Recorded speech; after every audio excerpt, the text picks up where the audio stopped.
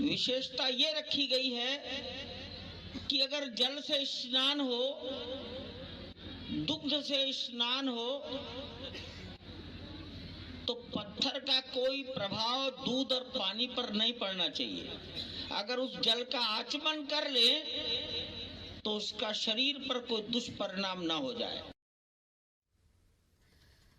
तो 22 जनवरी को होने वाली प्राण प्रतिष्ठा को लेकर हर किसी के मन में उत्साह है। रामलला के बाल स्वरूप को लेकर लोगों के मन में जिज्ञासा है।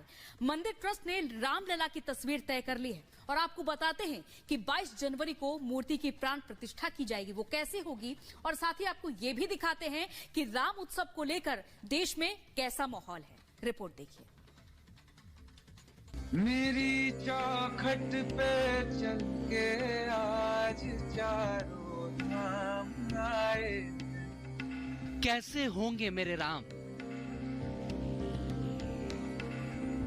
यह महज एक सवाल नहीं, राम भक्तों के हृदय की गहराइयों में छिपी वो जिज्ञासा है जिसकी पूर्ति हर राम भक्त का जीवन लक्ष्य समझिए।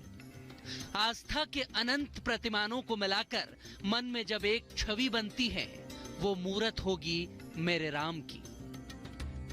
मेरी चौखट पे चल के आज चारों धाम आए।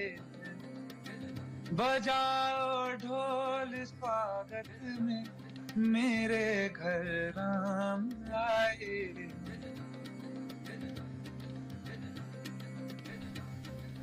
जिज्ञासु मन का सफर रुकता कहाँ है?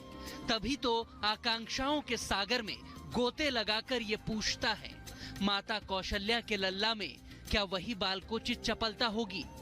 क्या मूर्ति में भी वैसा ही मुस्कुराता हुआ चेहरा होगा?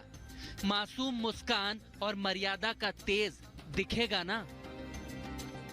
भगवान राम के भव्य मंदिर की प्राण प्रतिष्ठा को लेकर अयोध्यावासी इंतजार कर रहे हैं। पूरी दुनिया इंतजार कर रही है, लेकिन इसी के साथ साथ इंतजार हो रहा है भगवान राम की उस मूर्ति के दर्शन का, जिसको लेकर कहा यह जा रहा है कि जो ट्रस्ट ने 6 महीने पहले से जो स्केच तैयार किया था, बिल्कुल हूबहू वैसे ही मूर्ति ट्रस्ट की ओर से तैयार करवाई गई है, जो 22 जनवरी को पीएम मोदी की मौजूदगी में जिसकी प्राण प्रतिष्ठा की जाएगी। अब सवाल यहाँ पर यह उठता है कि आखिर भगवान राम की वो मूर्ति होगी कैसी, दिखेगी कैसी? देश को इंतजार है 22 जनवरी की उस शुभ घड़ी का, जब रामलला दुनिया को दर्शन देंगे। नए मंदिर में विराजने वाली मूर्ति के दर्शन को सब बेताब हैं। ऐसे में रिपब्लिक भारत आपको बताने जा रहा है कि आखिर भगवान राम की मूर्ति कैसी होगी।